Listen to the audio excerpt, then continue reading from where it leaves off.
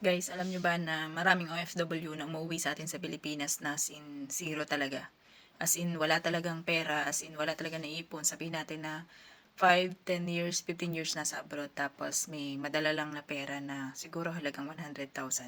So, maraming OFW yung ganyan sa atin, no? Masyadong matagal sa ibang bansa, pero anong reason bakit hindi nakakaipon, bakit walang napundar, ganon, bakit parang nag-back to zero pa rin pag uwi ng Pilipinas. So, wala talagang pagkakakitaan, aasa pa rin talaga dun sa mga napag-aral na anak, sa napag-aral na pamangkin, sa mga kapatid na mas nakakabata kapag tumanda na. So, ang mga reason kung bakit nangyayari tong ganito guys, real talk lang tayo, no? Ang reason is, una, meron tayong tinatawag na culture sa atin na padala-padala tayo sa atin sa Pilipinas na kung sumasahod tayo ng 50,000 sa ibang bansa, ipapadala natin halos is 80% para sa pamilya natin sa Pilipinas, ang 20% is maiiwan para sa budgeting natin dito sa ibang bansa. Yun yung most common na reason kung bakit wala tayong nauuwi kapag tayo ay nag-for good na sa atin sa Pilipinas.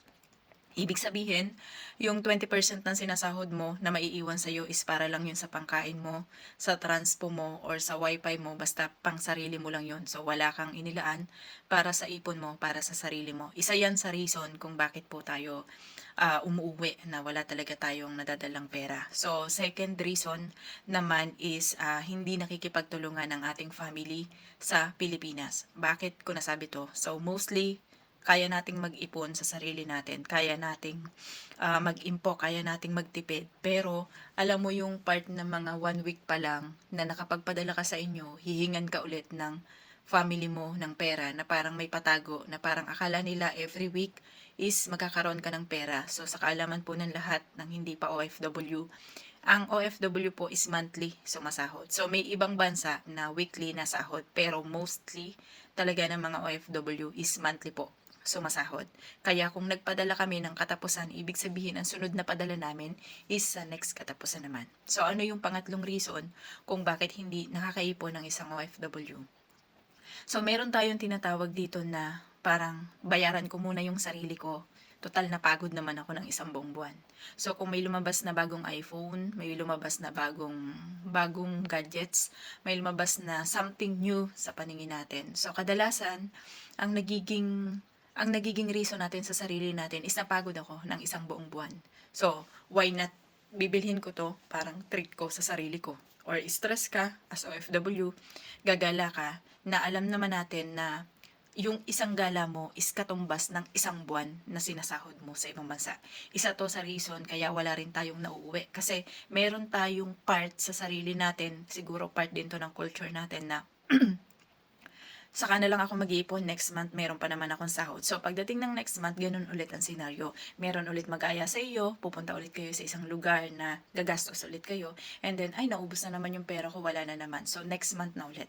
So, ito yung mga tatlong reason kaya hindi talaga tayo nakakaipon as OFW. So, ano yung mga dapat natin gawin para maiwasan natin to? So, tayo sa sarili natin, sa tatlo kong nabanggit, makikita nyo doon sa tatlo kong pinahayag na yon na ang OFW lang ang may karapatan or ang OFW lang ang makakapag-manage ng kanyang income. So, ibig sabihin, sa una, kung sakali man na ikaw ay padala ng padala sa inyo, 80% pinapadala mo sa inyo, and then ang 20% is sa'yo. So, kung 80% pinapadala mo sa inyo, why not gawin mo siyang 60% lang? Tapos yung 20% itabi mo para naman doon sa future mo. Okay? So, ang second naman, doon sa sinabi ko sa inyo, yung hingi ng hingi yung family natin. So, sabihin nyo sila na monthly ang sahod ko dito. Hindi pwede na pag humingi kayo, bigay ako ng bigay sa inyo. So, kayo yung mag-ano sa sarili nyo, no? I-manage nyo yun, yung part na yun. Sa pangatlo naman is yung gala-gala. So, walang problema kung gusto natin gumala. Pero, iset aside nyo yung every month. So, at least man lang siguro every 3 months saka kayo gumala. Every 6 months saka kayo gumala. So, bakit ko to sinasabi? So, I don't care about your money problems. I don't care about anong magiging outcome nito. Pero, nakikita nyo ba yung sarili nyo? 5 years, 10 years from now, pag nag-for good na kayo, ano yung pwedeng maging outcome ng ginagawa nyo ngayon? Ano yung mangyayari sa ating OFW? For example, ako po ay I think 12 years na. So, 3, 6, mga 10 years siguro. 11 years ako sa ibang bansa. Pero, may naipon ba ako? Kailan lang po ako nagsimula na naisip ko tong mga ganitong bagay. And then, nung naisip ko siya is 2017 lang. Nag-abroad po ako is 2013. So, ganyan din ako. Kagaya nyo. So, no hate feelings. Ganyan din po ako. Pero, noong time na na-realize ko tong bagay na to, why not to explain to you, why not to share sa inyo kung ano yung naranasan ko. So, ang ginawa ko po dyan, dahil nga wala naman talaga akong asahan sa Pilipinas eh. Kung baga, kaya kong ilimit, kaya kong anuhin ang sarili ko. Pero, magtataka ka, bakit ganun? Pagkakasahod, ubos talaga lahat ng, hindi ko rin alam kung bakit ganun. Basta pag nagsahod ka, nauubos yung pera mo, kahit matipid ka naman, di ba? So, talagang, kapag inisip mo yung bagay na yun, talagang totoo. Nangyayari talaga yun. Kaya alam nyo guys, ang ginawa ko para maiwasan ko yun, talagang kumuha po ako ng bahay kay Pag-ibig. Bakit ako kumuha ng bahay kay Pag-ibig? Kasi kapag hawak ko po yung pera ko, nauubo siya. Naubos talaga siya kasi minsan merong mga bagay na magsasabi sa iyo na hindi mo siya mahihindian kasi alam mong may pera ka eh. Pero kapag alam mo na yung pera mo is nandun na, no choice ka, wala ka naman talagang may papahiram or kung humingi man sila, wala ka naman talagang may bibigay. So, ganun po yung ginawa ko. Kumuha ko ng bahay kay Pag-ibig and then hinuhulog-hulugan ko po siya monthly. Hanggang sa noong 2017 ngayon. And then 2019, January 2020, na turnover po sa akin yung bahay. And then yung bahay na yun ngayon is kahit paano, maliit man yung kita pero pinapaupahan ko. So, nakita nyo yung outcome sa akin.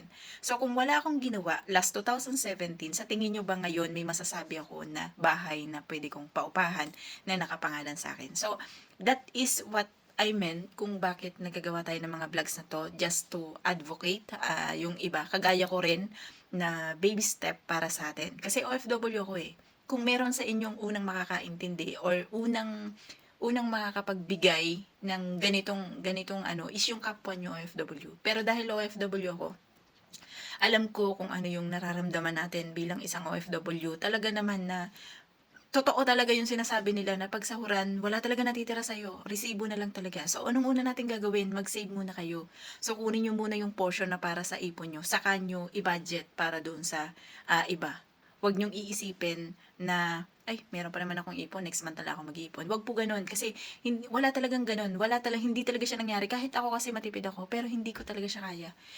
Kaya nga ganun yung ginawa ko eh. Kumuha ako ng hulugan na bahay para lang sureness na meron talaga akong babayaran monthly. So, sa sinasabi nila na, maano yan kasi wala ka naman binubuhay, wala kang ganyan. Kung ganyan po ang mindset natin, isipin nyo na lang paano papag-uwi nyo kung wala kayong babaguhin ngayon. So, I don't care kung paano nyo i-manage yung pera nyo. So, I'm just here just to advocate.